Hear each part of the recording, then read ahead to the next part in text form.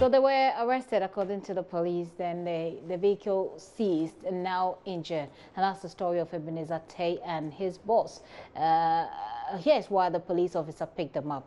The vehicle was not nice. Well, that's his side of the story, by the way. A clear case of abuse of powers by the officer, if you'd say. We don't think also that this happened in some village outside. It happened right here in Accra. And it happened at the Accra Mall last night. The incident ended at the airport police station. Ebenezer is here. He went through that situation. He'll tell us a bit more, and we'll try and see if we can get the police to comment on that matter as well. Ebenezer, you're welcome. Thank you. Now, so take us through your story, really. What happened? I mean, I can clearly see your red eye, but tell us what happened. Okay. Before, earlier, we were from La Paz, and we get to Accra Mall. So when I was turning the roundabout, my left side to Accra Mall. Yeah. So there was a policeman, a gentleman standing at my right hand, and he just called me that I should come and park. So I parked, and he came to my car, and he go around my car, and he said he has arrested my car. And I said, for what? And he was laughing. And the second time I asked him, the third time he was not responding. So after the third time, he said, lack of maintenance, I've arrested, so I need to seize your car. Said he has arrested you for lack of maintenance? Yes. So he needed to sit in your car? To seize my car. And I said, for what? To sit in your car or to seize your car? Yes. Okay. For what reason? And he said, lack of maintenance. You need to maintain your car. It's not supposed to be on the road. And my madam, answered him, what's the reason of him seizing a car for what? And she was laughing again. So my madam got up from the car, and she stand outside.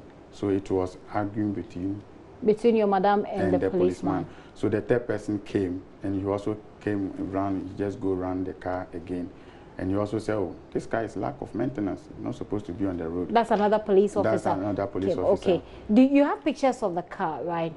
Yes. You have pictures of the car. Yes, okay, so we'll try and see if we'll be able to put through to you some of the pictures of the car. Okay. But continue with the story from where you left it.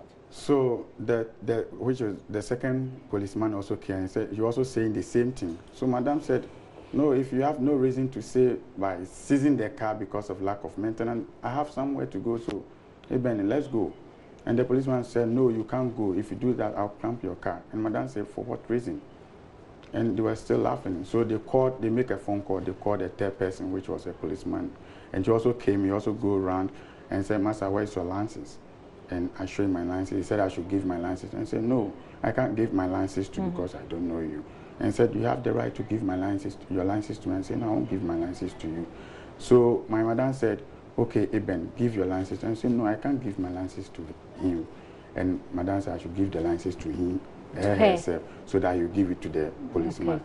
So the policeman said, okay, I promise you, madam, when you give the license to me, I'll give the license back to you. So he collected the license, and he showed front, he even see front and back. Yeah. So he gave the license back to my madam, and madam said, they told madam, so okay, we should go to airport police station because they have arrested us. So they said they want to sit in our car. One policeman want to sit in our car.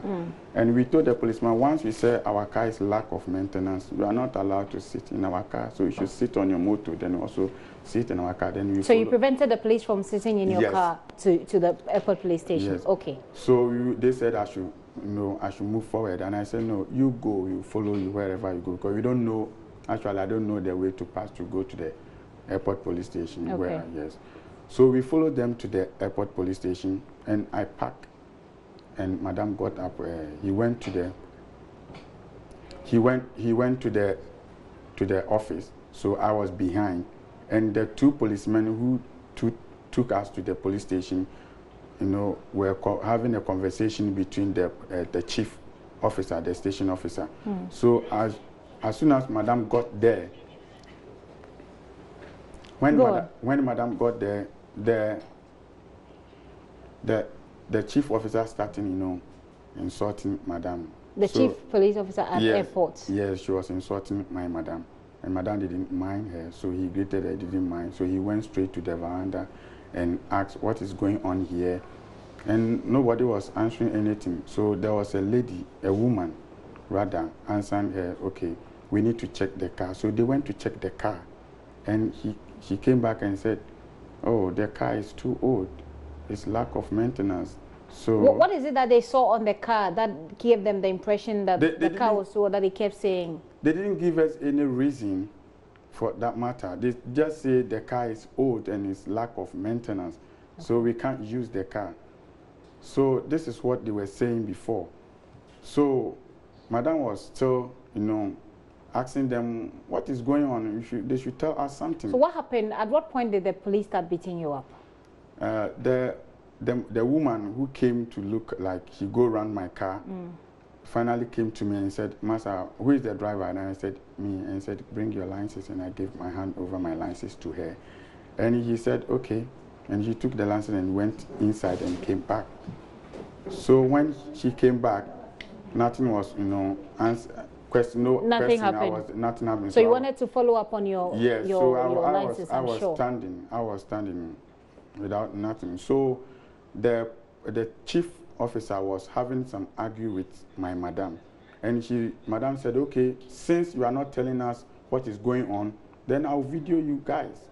And the chief officer he wanted to grab the phone from my madam. So he grabbed the phone, and madam also hold one side. He also hold one side. And he tapped. So basically, there was some kind of yes, argument. Okay, this looks like beyond arguments. It's as if there was something physical between your madam and the police. So she intentionally, she put the phone here. She was holding it with the left hand, and the policeman also hold the phone, and they was wanted to take the phone from madam, and said, no, you can't take my phone. This phone is my personal phone. You can't take. You have no right.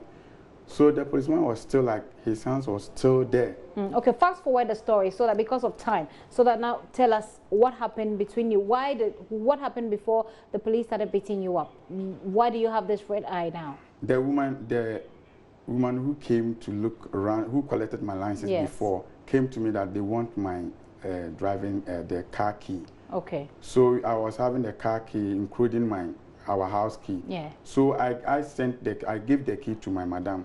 I wanted to tell madam that, oh, you can separate the key from my car key so that I give the car key to the police. Yeah. That is all. And then they started beating me up. So I didn't respect. Why should I give the key to my madam? What reason am I have, or what do I have to give the car key? So what did they do to you in terms of the beating? I mean, describe to me. The woman hold me. She hold my back dressed like this. And before I was like 6 people, they were beating me massive one. And I was saying, why? They were slapping me. Somebody from nowhere, from your back, then he slaps you. Right. Then they kick me, blow, and they hold my dress. So I hold one of the pillar in front of the MTT station. I hold it, and they pull my hand. They were hitting my hand, pull my hand, push me to their counter back, and they sent me to one of the small room. And one policeman said, Jimmy for Udi Bruni Wechi, Obekwanaka and Wunim so a Ganani, Udi Bruni Wechi, then Obemount. I see. So he's essentially saying that they called him a fool and asked him why he was sort of following a white woman. I think so. Your madam is a white woman, Caucasian. So why are you following this Caucasian woman? She will leave, and it will be. I mean, what will be left will be me and you. But sort of you and I will be here with you. Sort of. So after they beat you up and then they threatened you, they put you at behind the counter. Yes. Then what happened? How did you get out? I was there, and my madam said, okay, so what again? What are we waiting for? Nobody was, answering anything. And my madam went to the lady who took my license, and he said, Madam, at the end, will be my and also I'm afraid they have called the commander, their commander to come. So their commander came, and they sent us to the commander's office. And the commander asked me a question. Whenever I want to talk, the chief, the police, the station officer will shout me down. My friend, shut up, stop talking. Then I shut up. So finally, your madam was able to have negotiate with the commander, and then they let you go.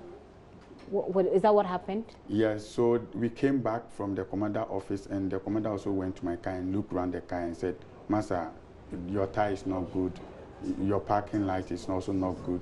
So this is the problem. So, I mean, your car is not good for the road. Yes. So what is going to happen now? What's the state of the what's the state of the matter right now? What's going to happen? They didn't give us any update. They gave me my license back to me, and they didn't say anything. They said we should go and come tomorrow, and that is what. So when I wake up this morning, I went to the hospital.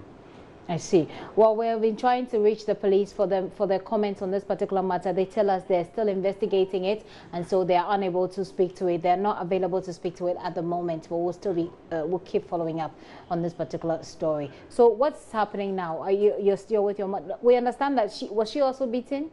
Yes, she was also beaten. She was slapped by a nowhere policeman. We don't know where from, whether she's working with them or not. You know, the chief officer, the station chief officer, who grabbed the phone, and Madam said, "Massa, you have held my breast with the phone." And still the police officer, the chief of the police MTTD office, the chief, still his hands was still with my mom's breast and with the phone. He wanted to take the phone off her breast. Yes. He didn't put the phone on her breast. He was holding the phone but attached with the breast. Okay. And yesterday, chief of the police, his son still was there and said, "Master, what so many from Jemu?" And still I see. So what is going to happen now? What are you and your madam going to do now about it? We're trying to reach the police, obviously, to get their side of the story. This is your side of the story, by the way. They're telling us that they are still investigating the matter, so they cannot speak to it. What are you going to do now? Now I have nothing to do. I'm just breathing on you because I have nobody. And my mom also just passed away last month, and we will do the funeral next week. Okay. So obviously I have nothing to do. I have no family member. Okay. Are they pressing any charges on you, the police? They didn't say anything. They just let you go? Yes, what they told me is your tire is not good, your parking light is not good. So they've given the car back to you? No, they collected my key. So the car is... So they seized the car at their custody. So the car is with them? Yes, MTTD office. Okay, well, we'll be following up this story. This is obviously a developing story. We'll be following up to bring you more information on that. But Ebenezer, thank you very much for sharing your story. We'll follow up and see what becomes of it. Ebenezer Tay is a victim of police brutality, so we can describe it at this point. But like I said, we'll be following up to bring you much more on that.